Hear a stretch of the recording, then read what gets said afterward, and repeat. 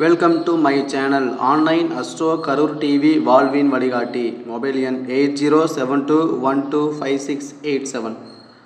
Online astro Karur TV வாழ்வின் வழிகாட்டி.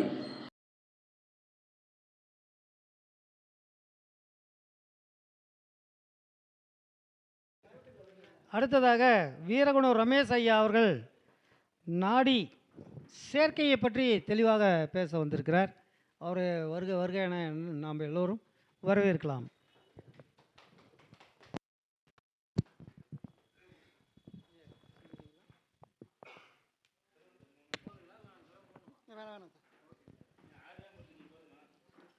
இறைவனை வணங்கி கொண்டு வாழப்பாடி ஜோதிட ஆராய்ச்சியாளர்கள் நல சங்கம் சார்பாக எம்மை பேச அழைத்த தலைவர், துணைத் தலைவர், பொருளாளர், செயலாளர் அனைவருக்கும் வணக்கத்தை கூறிக்கொண்டு என்னுடைய உரையை தொடங்குகிறேன். நான் போன மாதத்தில் பேசி முடித்த அமைப்பு என்பது திருமண பொருத்தத்தில் அவயோகி நேரத்தில் திருமணம் செய்தால் அந்த திருமணம் பிரிவில் முடியும் அல்லது ஏதாச்சும் ஒரு வகையில் கஷ்டத்தை கொடுக்கும் என்று கூறி முடித்திருந்தேன். அதன் பிறகும் நான் பார்த்த ஜாதகத்தில் அதே போன்ற அமைப்பு வந்தது. நான் ஜாதகத்தை பார்க்க ஆரம்பித்த புதியதில் பாரம்பரிய முறையில் ஜாதகம் பார்த்துட்டு இருந்தேன். அதன் பிறகு தசாபுத்தியும் பாவகத்தையும் வச்சு ஜாதகம் பார்க்க ஆரம்பித்து ஓடிட்டு இருந்தேன். இந்த ஜாதகருக்கான தன்மை மிதுன லக்னத்திற்கான தன்மை அப்படின்னு எடுக்கும் பொழுது இந்த ஜாதகருக்கு ராகு திசையில் சுக்கிரனுடைய புத்தி போயிட்டுருக்கு. பொதுவாக ஒரு தசாபுத்தியும் பாவத்தையும் வச்சு எந்த பாவம் செயல்படுதோ அதற்கான பலன்களை அந்த ஜாதகர் அனுபவிப்பார் என்பது பொதுவான விதி. என்னுடைய அனுபவத்திலையும் அது கரெக்டாக நடைமுறைப்படுத்தி வந்துட்டு இருந்தது. இந்த ஜாதகருக்கு ராகு திசையில் சுக்கிர புத்தி போயிட்டுருக்கு. இந்த ஜாதகருக்கு ராகு திசையில் சுக்கிர புத்தி போகும் பொழுது பொதுவாக ராகு திசை 7ஆம் பாவத்தில் இருப்பதால் இந்த ஜாதகர் வெளிநாட்டில் லாபத்தில் அமர்ந்த சுக்கிரனுடைய புத்தி காலகட்டங்களில் வேலை பார்த்துட்டு இருப்பார் அப்படிங்கிற அமைப்பில் பலன் சொல்லிட்டு இருந்த நிலை. கடந்த மாதம் இந்த வாழப்பாடி ஜோதிட ஆராய்ச்சியாளர் நல சங்கத்தில் பேச வந்த அமைப்பில் ஆசிரியர் திரு ரவிராஜன் அவருடைய அறிமுகம் கிடைத்து நாடி சம்பந்தமான அறிமுகத்தை எனக்கு அவர் அறிமுகப்படுத்தியதில் இப்போ நான் எல்கேஜி மெத்தடில் தான் உள்ளே போயிருக்கிறேன். அந்த வகையில் ஒரு தசாபுத்தி பல பாவங்களை இயக்கும், 12 பாவங்களை இயக்கும். அதில் 8ஆம் பாவம், 6ஆம் பாவம், 4ஆம் பாவம் போன்ற சுமை அதிகமாக உள்ள பாவம் இயக்கும் பொழுது அந்த ஜாதகர் அதற்கான பலனை அனுபவிப்பார். சரிங்களா? அதிலும் கூடுமான வரைக்கும் 8. அப்போ இந்த ஜாதகருக்கான தன்மைக்கு எனக்கு அவர் நாடியில் அறிமுகப்படுத்தினப்போ அப்போ அந்த பக்குவத்தில் நம்மள்ட்ட ஜாதகம் பார்க்க வரும் பொழுது அவர் என்ன நிலைமையில் இருப்பார் அப்படிங்கிறதுக்கான ஆய்வுக்கு எனக்கு வழிவகைப்படுத்தி கொடுத்த திரு ரவிராஜன் ஐயா அவருக்கு நன்றி கூறிக்கொண்டு, இந்த ஜாதகருடைய அமைப்பில் இன்றைக்கி அவருக்கு 34 வயது. இந்த 34 வயதுக்கான காலகட்டங்கள் வரும்பொழுது சூரியன் சந்திரன் ஒரு சைடும் குரு ஒரு சைடும் இருந்துக்கிட்டு ராகுகேது கரெக்டாக நடு அச்சில் இருக்கும் பொழுது இந்த ஜாதகர் பெற்றவங்களை விட்டுட்டு தனியாக இருக்கிறாரான்னு கேட்டேன். ஆமாம் அப்படின்னாங்க. அப்போ ராகு திசையில் அவர் வெளிநாட்டில் இருக்கிறாரு. ரைட்டு. 34வது வயதுக்கான அமைப்புக்கு வயதோட்டம் அப்படிங்கிற வகையில் அவருடைய லக்னத்தை ஓட்டும் பொழுது அந்த ஜாதகருக்கு 10ஆம் பாவம் வேலை செய்யுது. 34வது வயதில் 10ஆம் பாவம் வேலை செய்யும் பொழுது அந்த ஜாதகர் 10ஆம் பாவத்துக்கு சுக்கிரன் யார்? 8-5, அதாவது 8ஆம் அதிபதியாக இருந்து 5இல் அமர்ந்து புத்தியை நடத்திக்கிட்டு இருக்காரு. அப்போ இந்த ஜாதகர் ஒரு பெண்ணை விரும்பி அந்த பெண்ணுக்கான தன்மையை நீங்கள் சம்மதிக்காதனால அவர் மனவேதனையில் இருக்காரான்னு கேட்டேன். அதே தான் அவங்க அம்மா ஃபஸ்ட்டு தெரியல அப்படின்னாங்க. ஆனால் அவங்க அப்பா இருந்துக்கிட்டு ஆமாங்க அப்படின்னாரு. ஏன் அவங்க அப்பா ஆமான்னு சொன்னதுக்கான காரணம்னு எடுக்கும் பொழுது சந்திரன், சனி, புதன், மாந்தி, சூரியன் இந்த சேர்க்கை இந்த ஜாதகத்தில் ஒரே திசையில் இருக்குது. அந்த ஒரே திசையில் இருக்கும் பொழுது அது மேலே அதாவது கோட்சார குரு பயணப்படுது. ஒரு ஜாதகத்தில் கோட்சார குரு பயணப்படும் பொழுது அந்த ஜாதகர் அந்த காலகட்டங்களில் எந்த கிரகத்தின் மீது கோட்சார குரு பயணப்படுதோ அதற்கான பலன்களை அந்த ஜாதகர் அப்போ அனுபவிச்சுட்டு இருப்பார். அப்போது அந்த ஜாதகருக்கு அந்த மனவேதனை ஏற்பட்டுச்சான்னு கேட்கும் பொழுது 34வது வயதில் ஆமான்னு சொன்னாங்க அவரது தந்தை. சரி, அப்போ அந்த ஜாதகருக்கு இங்கே தெற்கு ராசிக்கான பலன்கள் எடுக்கும் பொழுது சூரியன் சந்திரனுடைய அமைப்பு இங்கே 2க்கான காலகட்டங்கள் எடுக்கும் பொழுது சந்திரன், சனி, புதன், மாந்தி, சூரியன் இந்த சேர்க்கை மேலே போயிட்டுருக்கிற நிலையில் தான் விரும்பிய காதலை அங்கே பாருங்கள், புதனானது மாந்தியை தாண்டி சூரியனை நோக்கி போகும்பொழுது தந்தையிடம் அனுமதி கேட்டிருக்காரு. தந்தை நமது குடும்பத்திற்கு அது ஏற்ற பெண்ணில் வேணான்னு சொல்லவும் அவர் கோச்சிக்கிட்டு வெளிநாட்டுக்கு போனவர், குடும்பத்தோடு பேசலை. 34 வயதாகியும் இன்னும் திருமணத்துக்கு சம்மதிக்கலை. அவர் தம்பிக்கு கல்யாணம் ஆகிடுச்சு, அவரது இளைய சகோதரனுக்கு திருமணம் ஆகிடுச்சு. அப்போ அந்த ஜாதகருடைய நேரத்துக்கு பொதுவாக தசாபுத்திக்கான ரீதியாக பலன் சொல்லும் பொழுதும் பலனுக்கான அமைப்பு சிறப்பு தான். ஆனால் அந்த கோச்சார குருவானது எந்த ராசியில் பயணப்படுதோ அந்த ராசியின் ஒரே திசைக்கான காலகட்டங்கள் வரும்பொழுது அந்த ஜாதகர் அதை அனுபவிக்கிறார் அப்படிங்கிற அமைப்பை சுலபமாக எடுத்து பலன் சொல்ல வைத்த திரு ரவிராஜன் அவருக்கு நன்றி கூறிக்கொண்டு, மேலும் பார்த்திங்கன்னா சில சந்திரன் நாடிக்கான முறையில் இரு ஜாதக இணைவுக்கான தன்மையில் என்ன மாதிரியான பாதிப்பை ஏற்படுத்தும் அப்படிங்கிற சில பாயிண்ட்ஸ் கொடுத்துட்றேன். அதாவது ஒரு நாடி விதியில் சூரியன் அப்படிங்கிறது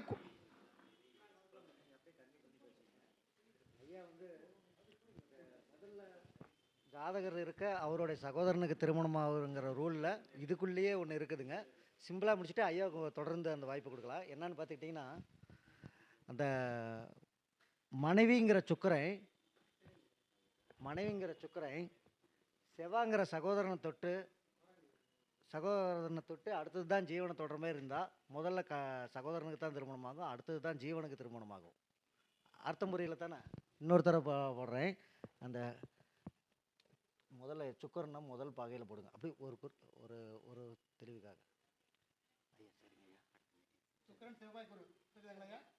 செவ்வாய் குரு. அப்போ அதில் பாகை வாரியாக எடுக்கும்போது அந்த சுக்கரன் குறைந்த பாகையிலிருந்து செவ்வாய் அதிக பாகையிலிருந்து அதுக்கடுத்த பாகையில் குரு இருந்தால் அந்த சுக்கரனாகப்பட்ட பெண் வரக்கூடிய மனைவி அந்த குடும்பத்தில் ஒரு பெண் வராங்கன்னா முதல்ல சகோதரனை தான் தொட்டார், அதுக்கப்புறம் தான் ஜீவனை தொடுறாரு. அப்போ இந்த கிரக அமைப்பு அப்படி தான் இருக்கும். அப்போ சகோதரனுக்கு திருமணம், அடுத்தது தான் ஜீவனுக்கு அந்த மனைவிங்கிற அமைப்பு வருது அப்படிங்கிறது இதுக்குள்ளே இருக்குது. ஐயா சொன்னார் சகோதரனுக்கு திருமணம் ஆச்சு, அடுத்தது தான் ஜீவனுக்கு திருமணம் ஆச்சு அப்படிங்கிறாரு.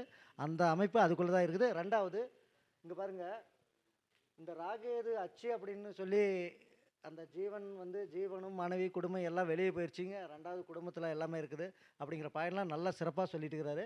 இதுக்கு எங்கள் ஐயா என்கிட்ட ஒரு 2 நாள் நேரடி பயிற்சி பண்ணார். அதுக்கப்புறம் நான் சில ரெக்கார்டெல்லாம் கொடுத்தேன். இவருடைய விடாமுயற்சினா என்னென்னா, அந்த படிச்சுக்கிட்டா ஒரு நாள் 2 நாளில் எல்லாமே வந்துடாது, இது நிறைய. அப்போ எந்த அளவுக்கு உழைச்சிருக்கிறாரு, அதனால தான் பேசுகிறாரு. இந்த அளவுக்குலாம் பேச முடியாது, சான்ஸே இல்லை. ஏன்னா 2 இது படிப்புலேயே இந்த அளவுக்கு பேசுகிறாங்கன்னா அப்படின்னா வருட கணக்கத்தில் எங்கள் மாரி படிச்சிருந்தா என்ன தான் பண்ணுவாங்க. அது எனக்கு ஒரு பெருமை தேடி கொடுத்துருக்குற இந்த மாதிரி மாணவர்கள்லாம் எனக்கு இருந்துச்சுன்னா ரொம்ப சிறப்பு தான். ரொம்ப நன்றிங்க.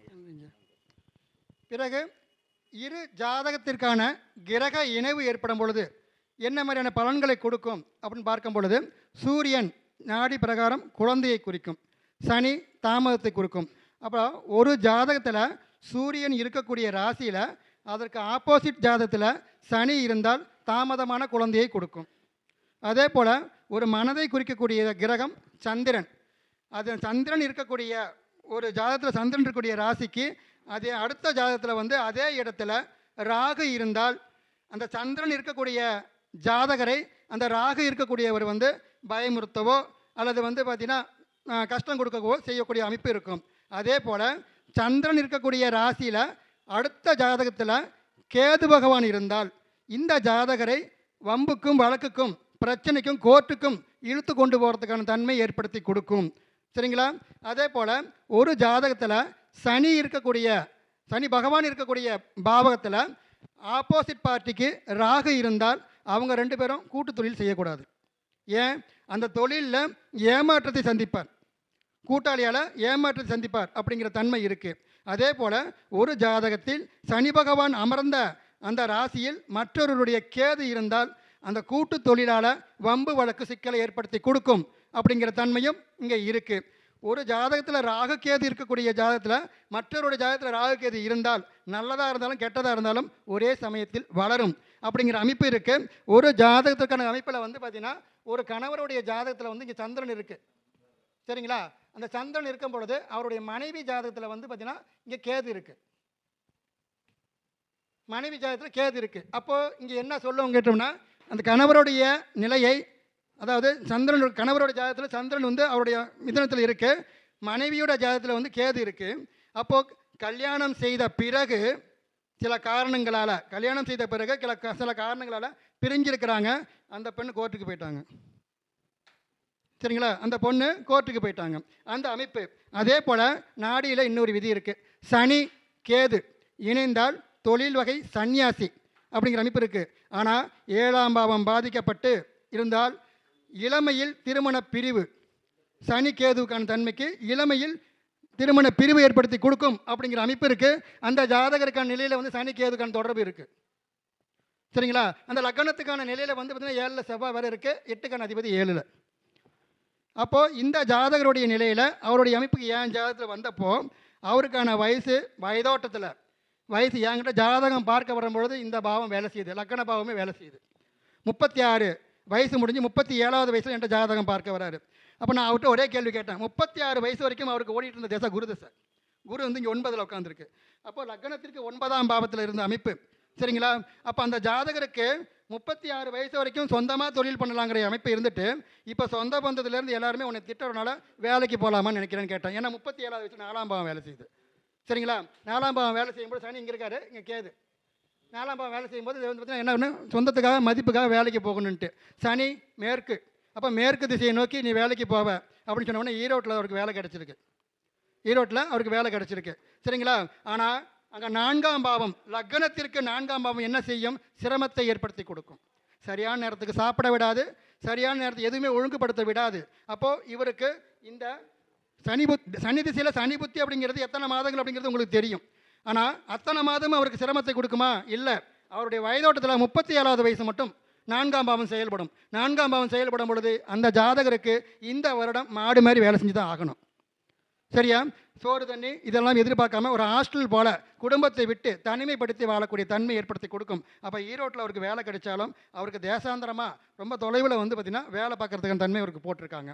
அப்போது இப்போதைக்கு வந்து போங்க, சுய தொழிலை பற்றி யோசிக்காதீங்க அப்படிங்கிற தன்மைக்கு சொல்லிட்டேன். ரைட்டுங்களா? அதுக்கு அடுத்ததாக வந்து பார்த்திங்கன்னா ஒரு ஜாதத்துக்கான தன்மையில்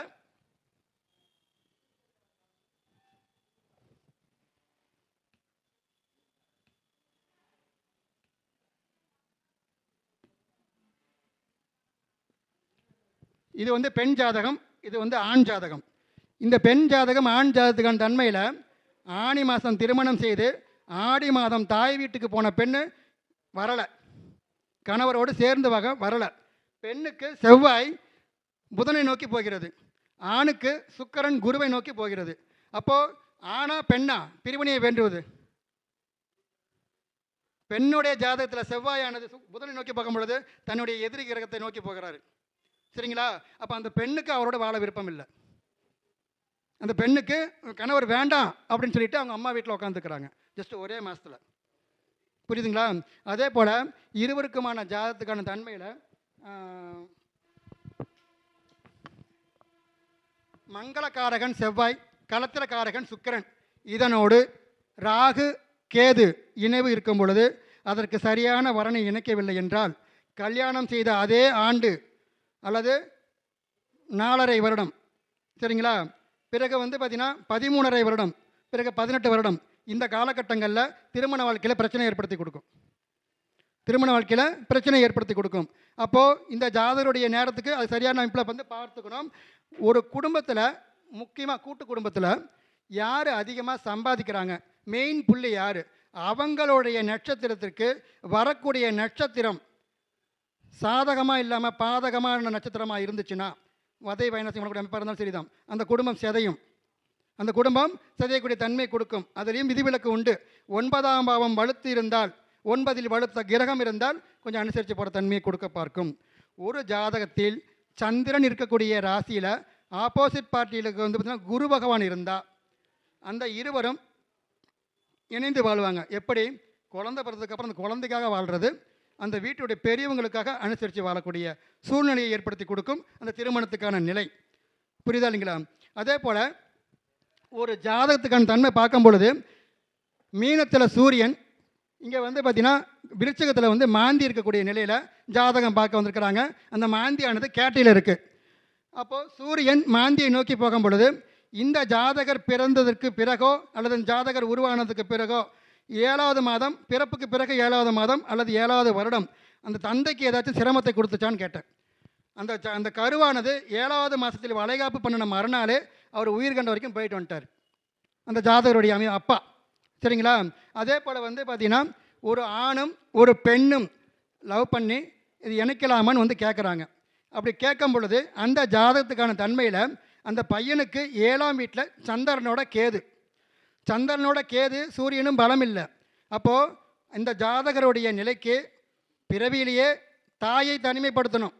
அப்படி இல்லாத பட்சத்தில் போகிற வீட்டில் மாமியாரை தனிமைப்படுத்தணும் அப்படிங்கிற அமைப்பு இருக்கும் பொழுது அந்த பையன் விரும்பக்கூடிய பெண்ணினுடைய தந்தைக்கும் சரிங்களா அந்த அவருடைய பையனுடைய ஜாதகத்துலேயும் அப்பனுக்கு கண்டமான அமைப்பு காமிக்குது.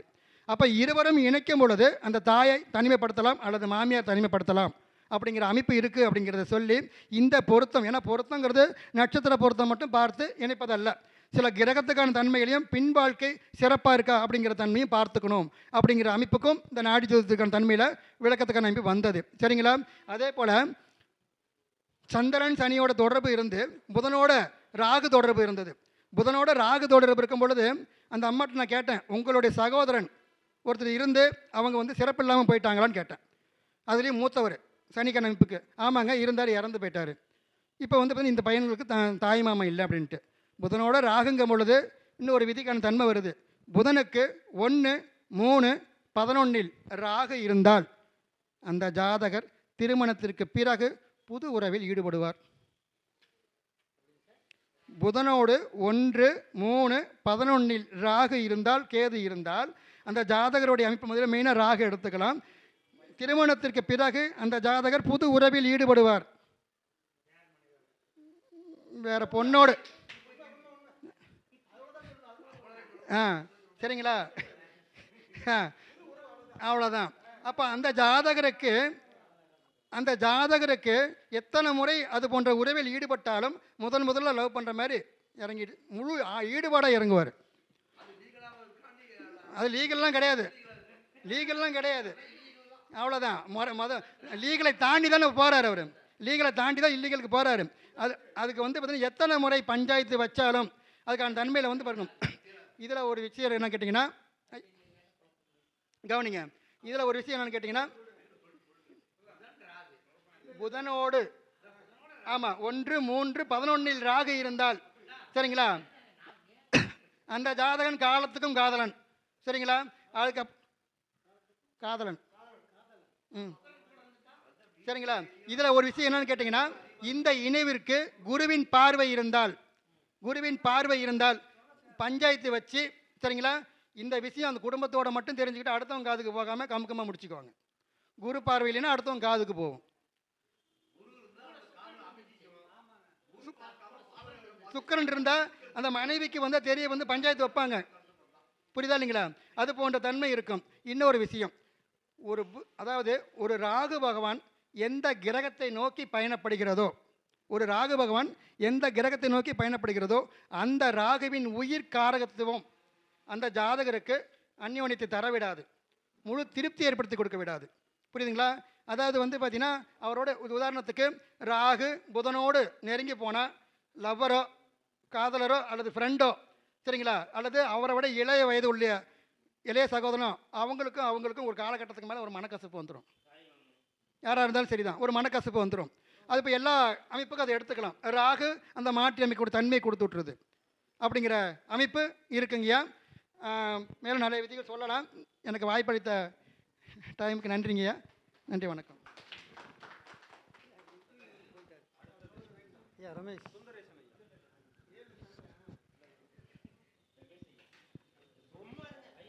வீரகுணம் ரமேஷ் ஐயா அவர்கள் வந்து மிகவும் தெளிவாக சொன்னார். நாடியை பற்றி சொல்லும்போது மிக தெளிவாக அந்யோன்யம், காதல் எல்லா விஷயத்தையுமே சொல்லிட்டார். அதே மாதிரி ரவிராஜன் ஐயாவுக்கும் பெருமையை சேர்த்து கொடுத்துட்டாரு. சங்கத்து சரிங்க ஐயா. சரிங்க ஐயா, எங்களுக்கும் அவருக்கும் ஒன்று பெருமையை சேர்த்து கொடுத்தார். நன்றி.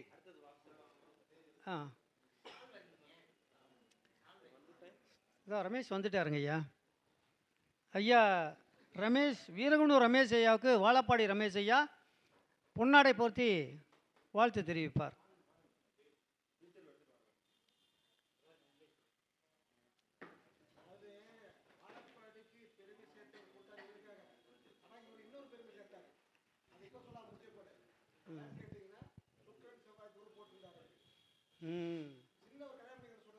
சின்ன கல்யாணம்.